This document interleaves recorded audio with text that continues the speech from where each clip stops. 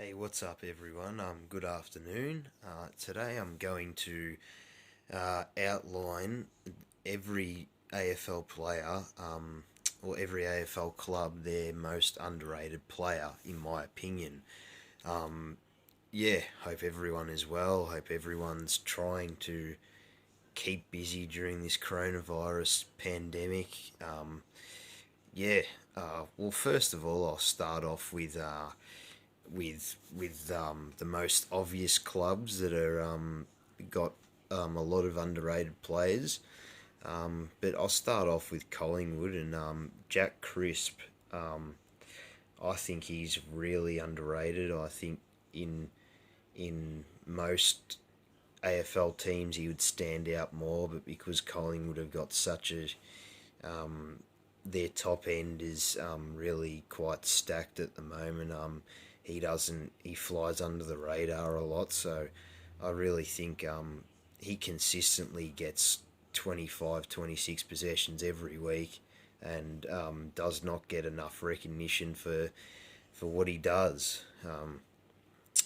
Yeah, another one is the Western Bulldogs. I would have to say Lockie Hunter. Now I know Lockie Hunter obviously got caught drink driving and he's in a little bit of strife currently, but I really think he's very underrated. He consistently gets high amount of possessions every week.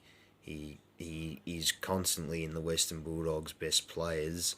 I had him in my super coach team last year, and yeah, he's very consistent. Very rarely has a bad game, and is always in the Bulldogs' best three or four players. Another club is Port Adelaide. Port Adelaide, I would have to say either Justin Westhoff or Brad Ebert, but I'd have to say Ebert.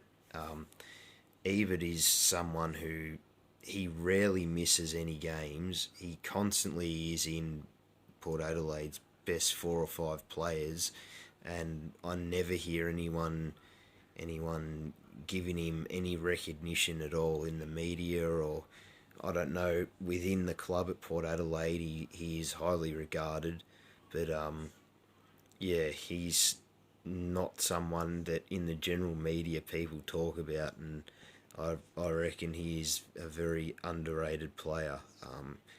He consistently gets the high amount of possessions. He's a very contested player. He's tough.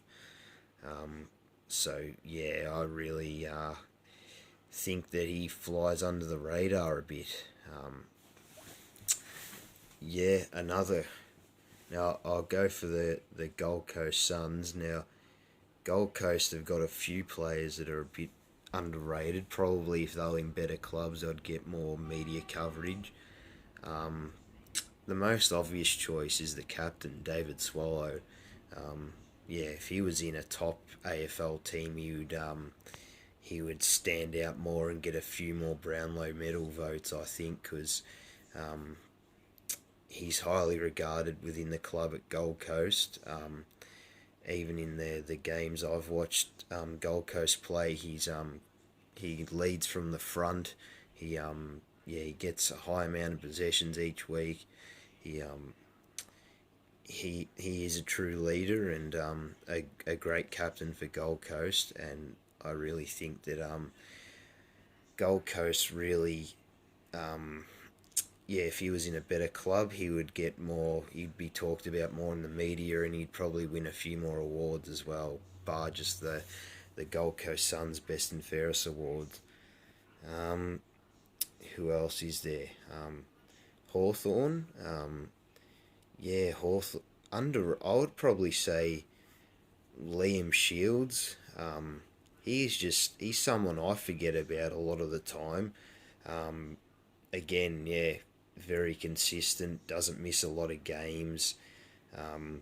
Gets his 20 to 25 possessions every week. Highly regarded within the club at Hawthorn. He's won premiership. I think he's won three or four premierships at Hawthorn. Two or three time premiership player. he is someone that features quite regularly. So he is someone that I personally forget about a lot of the time. Another club. Well, I'll choose my team, Carlton. Yeah, Carlton. I would have to say Ed Kerno. He is someone that consistently does his job every week. Consistently, you know what you're gonna get from him week in, week out. He never lacks effort. Effort's always there with Ed Kerno. Um, what he lacks in skill, he makes up for in effort, and he's definitely, in my, and in a lot of people's opinion, flies under the radar quite a lot. So yeah, Ed Kerno for Carlton. St Kilda, I would have to say, yeah, well, I'd have to say Seb Ross. He is really, he's someone that's not really talked about a lot in the media, but he's opposition coaches recognise what he does, because often if you're gonna plan to tag anyone at St Kilda, it's him. So yeah, Seb Ross is someone that will is very consistent in his output, and he flies under the radar a lot. The Brisbane Lions, there's two that comes to mind with the Brisbane Lions. It's Mitch Robinson and Stephen Martin. If I had to choose one, I would I would probably say, yeah, probably Stephen Martin, but Mitch Robinson what is very close in that debate. But both very underrated players. They both rarely miss games.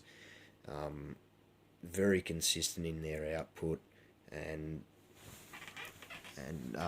yeah, you know what you're going to get from them week in, week out, which is what coaches love, is the consistent output. Um, yeah, what other? Yeah, West Coast. There's a couple. There's a couple that comes to mind with West Coast, but really, I would have someone that rarely gets talked about is Brad Shepherd and Luke Shuey. Um, Luke Shuey is someone that is very consistent. Always in West Coast best three or four players, and yeah, and he's always getting a high amount of possessions. Brad Shepherd um, is is someone that again does his job week in, week out, hardly gets much recognition, and I know within the club at West Coast he's highly regarded, but yeah, he's someone that flies under the radar a lot, and doesn't get a lot of recognition. Um,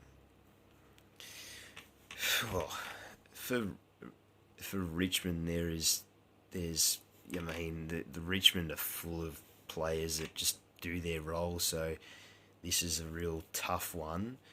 But yeah, I reckon Edwards. I know he's highly regarded at Richmond, but he he doesn't get talked about a lot in the media. And he's always always in Richmond's best 5 6 players. Rarely doesn't miss a lot of games. Again, very durable, and yeah, I mean he is very underrated in the AFL. Within Richmond, he's not underrated. People at Richmond definitely within the club he's highly regarded, but yeah, again, someone that really flies under the radar in general. Um, yeah, there is quite a few other teams that I'm trying to come to grips with, but um, I mean, you just have to. I mean, as a generalisation, just players that that fall under the radar. There's quite a few. Um, there's quite a few clubs that have these players that just do their jobs week in week out. That don't get a lot of recognition. I mean, even Essendon's another club.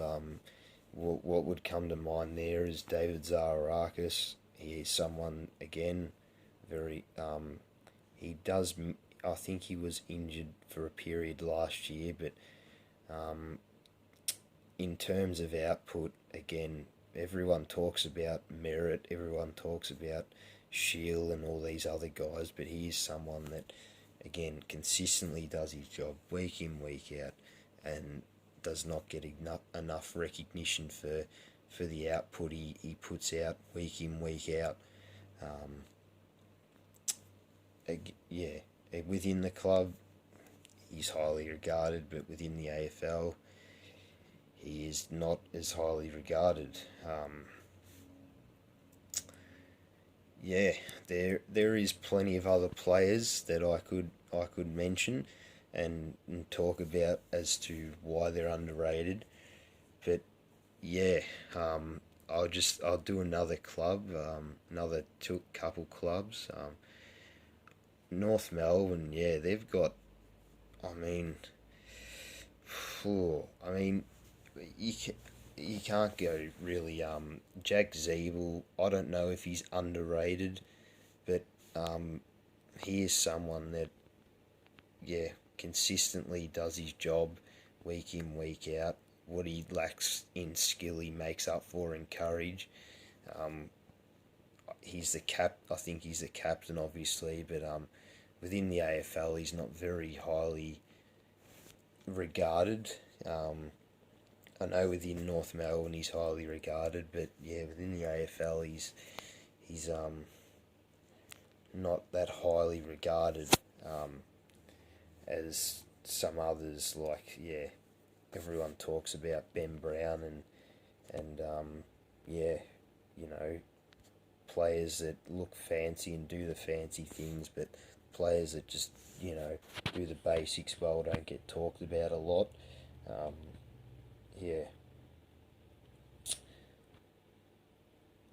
All right. If there's, let me know what you guys think. Comment. Let me know if there's anything I've missed or anything that could be improved upon. Any players that you don't sort of agree on that I could have included in there. Any sort of, you know, any other teams that have underrated players that I could have missed. Let me know.